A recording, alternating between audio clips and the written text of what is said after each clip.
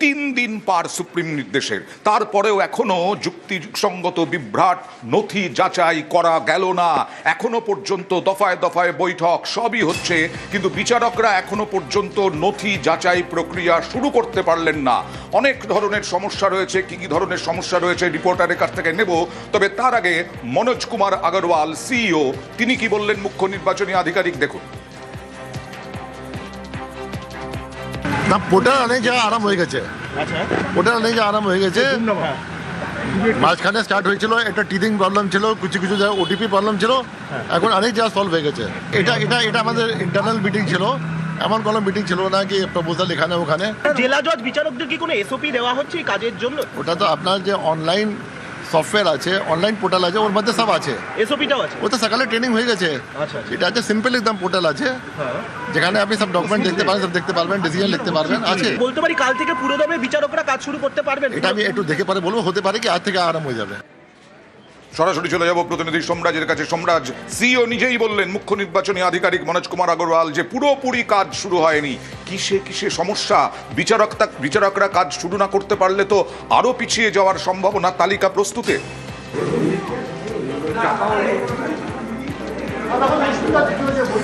দেখো, প্রথমত তোমাকে জানিয়ে রাখি, বেশ কিছু জায়গায় ওটিপি সমস্যা হচ্ছে, অর্থাৎ জুডিশিয়াল আধিকারিকরা যে মোবাইল নম্বর দিচ্ছেন সেই মোবাইল নম্বরে তারা ওটিপি পাচ্ছেন না। এরকম বেশ কিছু সমস্যা তৈরি হয়েছে এই অভিযোগ নিষ্পত্তি কাজ শুরু করার ক্ষেত্রে। দ্বিতীয়ত যেটা সমস্যা হয়েছে, যেটা গুরুত্বপূর্ণ বিষয়, সেটা হচ্ছে কত সংখ্যক অভিযোগের নিষ্পত্তি করতে হবে বিধানসভা ধরে ধরে, সেই সংখ্যা এখনো পর্যন্ত জাতীয় নির্বাচন কমিশন চূড়ান্ত করতে পারেনি। আর সেই কারণেই মূলত অনেক জুডিশিয়াল আধিকারিকদের বা জুডিশিয়াল অফিসারদের অনেকের ড্যাশবোর্ডে সেই সংখ্যাটা দেখাচ্ছে না। ফলত সেই কারণে অনেক জেলায় জুডিশিয়াল অফিসাররা এই অভিযোগের নিষ্পত্তি করতে পারছেন না, যেটাকে টেকনিক্যাল কারণ অর্থাৎ প্রযুক্তিগত সমস্যা বলা হচ্ছে। সেটা হচ্ছে অনেক বিধানসভায় কত সংখ্যক অভিযোগের নিষ্পত্তি করতে হবে সেটা এখনো পর্যন্ত চূড়ান্ত করতে পারেনি জাতীয় নির্বাচন কমিশন। আর সেই কারণেই সমস্যা তৈরি হয়েছে অনেক জেলার জুডিশিয়াল আধিকারিকদের, যে তারা কত সংখ্যক অভিযোগের নিষ্পত্তি করবে। আর দ্বিতীয়ত যে সমস্যাটা হচ্ছে সেটা হচ্ছে ওটিপি সমস্যা। তবে কমিশন মনে করছে আজ রাতের মধ্যে এই সমস্যা কেটে যাবে। ইতিমধ্যেই কিছু জায়গায় এই অভিযোগ নিষ্পত্তির কাজ শুরু হয়ে গেছে। রাজ্যের মুখ্য নির্বাচনী আধিকারিক কলকাতা হাইকোর্টের মাননীয় প্রধান বিচারপতির সঙ্গে বৈঠকের পর এমনটাই জানিয়েছেন। কত সংখ্যক নথি যাচাই করতে হবে তাই এখনো স্পষ্ট হয়নি। আরো একবার চলে যাব সরাসরি অর্ণবের কাছে, কারণ হাইকোর্টেই আজকে মিটিং ছিল, 1 ঘন্টার মিটিং হয়। সেই বৈঠক থেকে কি উঠে এলো এবং কমিশনের কাছে হাইকোর্টের বিচারকদের যে সমস্ত প্রশ্ন ছিল বা প্রধান বিচারপতির যে প্রশ্ন ছিল, সেই প্রশ্নের উত্তর পেলেন কিনা বিচারকরা কমিশনের কাছে? অর্ণব,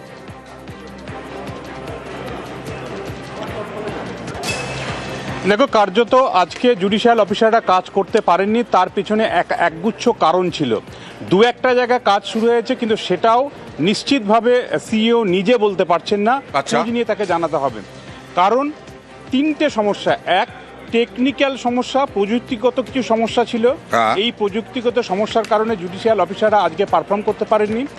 2, পোর্টালগত কিছু সমস্যা ছিল, যে কারণে তারা কাজ শুরু করতে পারেনি। 3, এই লগ ইন পাসওয়ার্ড সংক্রান্ত কিছু প্রশিক্ষণের সমস্যা ছিল, অর্থাৎ গাইডলাইন সেটাকে আপ টু ডেট করা, কিভাবে তারা কাজ করবেন সেই সংক্রান্ত সমস্যা ছিল। এই 3টে সমস্যা নিয়ে কমিশনের কি যুক্তি, কি বক্তব্য, সেটা প্রধান বিচারপতি সুজয় পাল শুনেছেন। একই সঙ্গে এই 3টে পয়েন্টের এক্ষেত্রে ডিজিপির কি বক্তব্য, চিফ সেক্রেটারির কি বক্তব্য, এই পার্টটাও প্রধান বিচারপতি শুনেছেন।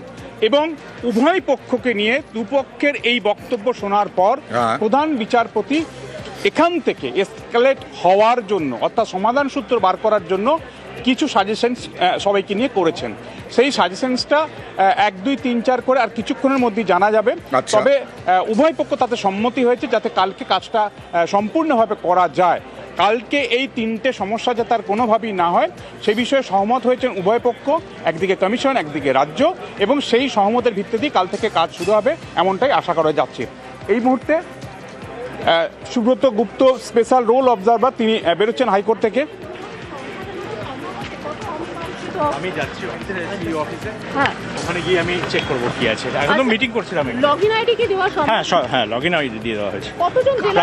প্রায় 200-র কাছাকাছি লগ ইন আইডি দেওয়া হয়েছে। কাজ কি শুরু হলো? হ্যাঁ, কাজ শুরু হয়ে গেছে। কাজ শুরু হয়ে গেছে। ওকে। প্রায় 200-র কাছাকাছি লগ ইন আইডি দেওয়া হয়েছে বলে জানালেন স্পেশাল রোল অবজারভার সুব্রত গুপ্ত জানিয়ে দিলেন যে 200-র বেশি এখনো পর্যন্ত লগ ইন দেওয়া হয়েছে। হ্যাঁ, বলো।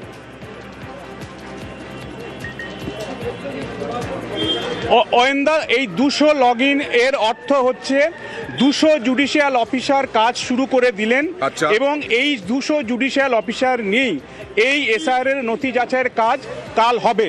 আমি যেটা শুরু থেকে বলছিলাম, আমাদের রাজ্যের এই মুহূর্তে সাম্প্রতিক যে তথ্য সেই অনুযায়ী, অর্থাৎ জুডিশিয়াল অফিসারদের কোড ধরে 936 থেকে 1000 মতো আমাদের রাজ্যে বিচারক রয়েছেন, সেটা ডিস্ট্রিক্ট জাজ বা ম্যাজিস্ট্রেট ধরে।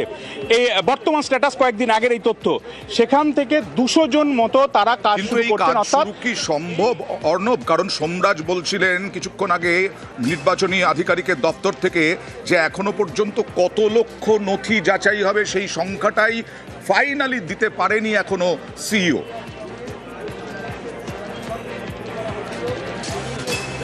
দেখো, সেটা তো অবশ্যই একটা সমস্যা, কিন্তু হ্যাঁ। কাজটা তো জুডিশিয়াল অফিসার শুরু করতে হবে। হ্যাঁ। যে 45 লক্ষের কথা বলা হয়েছে সেটা করতে গিয়েও কমিশন প্রযুক্তিগত, পোর্টালগত, লগ ইন পাসওয়ার্ড সংক্রান্ত এই বিষয়গুলি যা প্রশিক্ষণের একটা পার্ট, এই বিষয়গুলি এখনো স্পষ্ট করতে পারেনি জুডিশিয়াল অফিসারদের সামনে।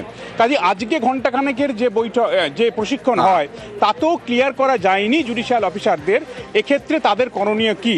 এবং ড্যাশবোর্ডে, অর্থাৎ এই যে লগ ইন করা হচ্ছে, ড্যাশবোর্ডে গাইডলাইনটা লেখা আছে, কিন্তু সেই গাইডলাইন মেনে যখন জুডিশিয়াল অফিসাররা কাজটা করবেন, সেক্ষেত্রে তাদের এই যে সমস্যাগুলো, টেকনিক্যাল সমস্যা, পোর্টালগত সমস্যা, লগ ইন পাসওয়ার্ডের সমস্যা যেগুলো বলছিলাম, সেই সমস্যাগুলো কিওর করার জন্য কি করবে কমিশন, সেটা আজ মিটিং আলোচনা হলো। আজকে এইমাত্র তুমি শুনলে স্পেশাল রোল অবজারভার সুব্রত গুপ্ত বলছেন আজকে কাজ শুরু হয়েছে, কিন্তু 294 বিধানসভায় কি কাজ শুরু হয়েছে তার সুনিশ্চয়তা এখনো কেউ দিতে পারছেন না। এখনো পর্যন্ত পুরোপুরি নথি যাচাইয়ের প্রক্রিয়া শুরু হয়নি, সুপ্রিম নির্দেশের 3 দিন পার হলেও। আর রাজনৈতিক তরজাও তুঙ্গে নিয়ে এটা তো হওয়ারই ছিল। এত গন্ডগোল করেছে ইলেকশন কমিশন এবং ভেতরে এত কিছু পচা জিনিস লুকিয়ে রেখেছে, জুডিশিয়াল অফিসার কিংবা হাইকোর্টের কাছে সেসব নিয়ে আসার তো ক্ষমতা নেই। অনেক কায়দা কানুন করে তারা নাম বাদ দেবে, বিজেপির প্ররোচনায়, বিজেপির পরিকল্পনায় তারা এইসব কাণ্ড কারখানা করছিল। শুভেন্দু অধিকারী সকালে বলছিল, সন্ধ্যাবেলা ইলেকশন কমিশন সেটাকে চরিতার্থ করছিল হোয়াটসঅ্যাপ মেসেজের মাধ্যমে। সুপ্রিম কোর্টের নির্দেশে যখন চলে এসছে জুডিশিয়াল অফিসার নিয়োগের মাধ্যমে নিষ্পত্তি হবে, ব্যাস শেষ হয়ে গেছে, তাতে জারি জুরি। হাইকোর্ট তো আজকেই সব তালিকা দিয়ে সবার সঙ্গে বসানোর ব্যবস্থা করেছে ইত্যাদি। এর মধ্যে আবার বিজেপি আসছে কোথা থেকে? আসলে ওদের বিজেপি ফোবিয়া দেখা দিয়েছে। এর কথা সত্যি যে বিজেপি আসছে, নতুন যে সরকার তৈরি হতে চলেছে 2026-এর নির্বাচনের পরে, সেটি পশ্চিমবঙ্গের প্রথম বিজেপির সরকার নয়, পশ্চিমবঙ্গের প্রথম বাঙালির সরকার, প্রথম জনতার সরকার তৈরি হতে চলেছে। সেটা ওরা বুঝতে পারছে হাড়ে হাড়ে, সেই জন্য ভয় পাচ্ছে। আর এই যে এসআইআর এ প্রথম থেকে এই হয়রানির অভিযোগ, মৃত্যুর অভিযোগ, অসুস্থ হয়ে ওঠার অভিযোগ এবং তার সঙ্গে সঙ্গে এই জটিলতা কেন? প্রাক্তন সিইও দেবাশিস সেন বলছেন আসলে তাড়াহুড়োর জন্য 2002-এ যে এসআইআর হয়েছিল সেটা অনেকটা সময় নিয়ে হয়েছিল, কিন্তু এবার অনেক তাড়াহুড়ো, আর তাড়াহুড়োতেই বিপত্তি।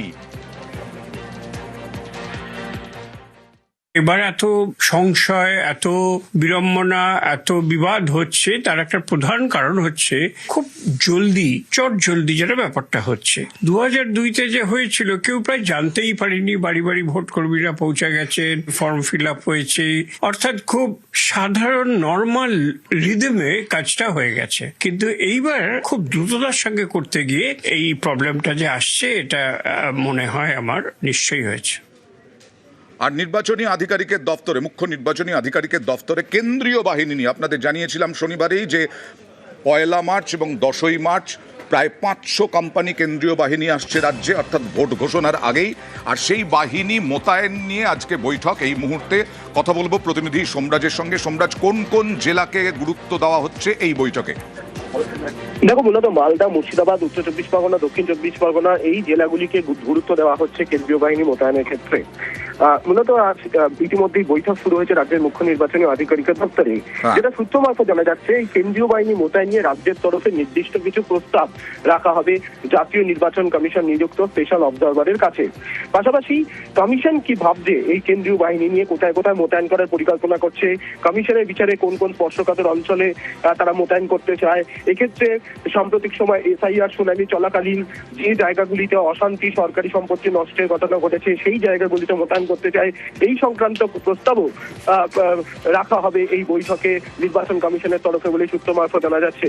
সব মিলিয়ে ইতিমধ্যেই বৈঠক শুরু হয়েছে রাজ্যের মুখ্য নির্বাচনী আধিকারিকের দপ্তরে, এবং মনে করা হচ্ছে আজকের এই বৈঠক থেকেই চূড়ান্ত হয়ে যাবে যে বিধানসভা নির্ঘণ্ট প্রকাশের আগে কোথায় কোথায় কেন্দ্রীয় বাহিনী মোতায়েন করা হবে। বিশেষ করে 1 মার্চ যে 240 কোম্পানি কেন্দ্রীয় বাহিনী মোতায়েন করা হচ্ছে, এই 240 কোম্পানি কোথায় কোথায় মোতায়েন করা হবে তা নিয়ে সিদ্ধান্ত নিয়ে নেওয়া হবে। ওকে।